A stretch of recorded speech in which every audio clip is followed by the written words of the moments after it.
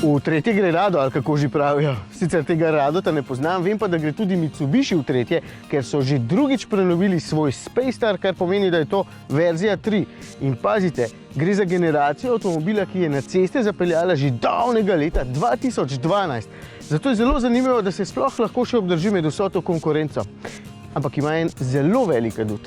S prvim Space Starjem smo bili leta nazaj kar precej zadovoljni, čeprav, kaj pa vem, oblika je bila že takrat malce zastarela. Nad prenovljenim smo bolj vihali nos, ker je še vedno bil zastarel, predvsem pa sploh ni bil poceni. Nasprotno, bil je celo med dražjimi, zato ga kar nekako nisem smel priporočiti. No, pri novem smo me očitno poslušali in popravili dve moji največji zameri. Zastarelo notranjost in previsoko ceno. Notranjost je sedaj postala bolj zanimiva in moderna z zaslonom na dotik v sredini. Pravzaprav sta na voljo dva zaslona, velike razlike v velikosti med njima ni. Tale je dražji za 500 evrov, ker ponuja še navigacijo tom-tom, no drugi pa namesto navigacije ponuja vzvratno kamero. Predlagam tistega, ker bo vzvratna kamera večkrat prišla prav, z navigacijo se pa danes znajdemo tudi lahko drugače, a ne?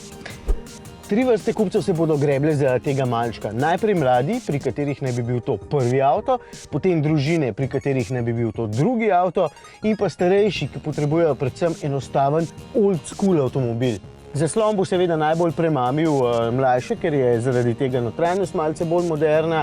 Sicer je pa ostala zelo preprosta, tako kot prej. Stikal je malo, so fino razporejena, odlagališče je pravzaprav kar dovolj, sedeža sta boljša kot prej in to se mi zdi kar pomembna razlika. In glede na to, da je Space Star v bistvu zelo majhen avtomobil, prostora znotraj sploh ni tako malo. Zato pa ima v bistvu ime zvezda prostor. Evo, tudi USB ima pa gretje sedežev. Torej je jasno, da ni zvezda vesolja, ker se z njim ne boste odpeljali v drugo galaksijo ali pa na katerokoli drugo zelo dolgo pot. Sej, tudi na avtocesti še kar nekako gre in ni preveč glasen, ker ima 5-stopenjski ročni menjalnik sedaj spremenjena razmerja, daleč najbolje pa se seveda počuti na takšnih navadnih cestah. Tukaj se njegov motor z 59 kW oziroma 80 konjički dobro izkaže, sploh zato, ker je avtomobil izjemno lahek, niti 900 kg nima. Je pa vozniško še vedno precej hecen, za volanom se zdi kot kakšen starejši avtomobil, ker bo milenice motilo. Meni pa je dejansko ta enostavnost zelo všeč in čeprav lega ni posebej briljantna, je vozniško tako simpel, da vedno veš, kaj se dogaja tamle spodaj in je zato celo lahko zabaven. In menjalnik je povprečno natančen, so tudi boljši, ampak ok. Druga stvar, pri kateri so me najbolj poslušali, cena.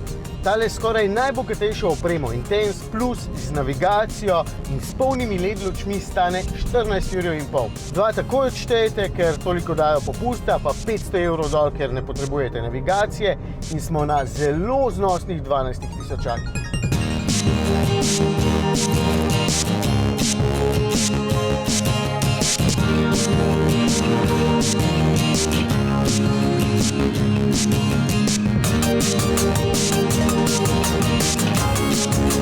Če bodo na njem takšne športne gume, bo v ovinkih plesal tako kot dolga leta nazaj jaz v vaški diskoteki, samo ta luštne se nanj ne bodo lepile tako kot se name takrat.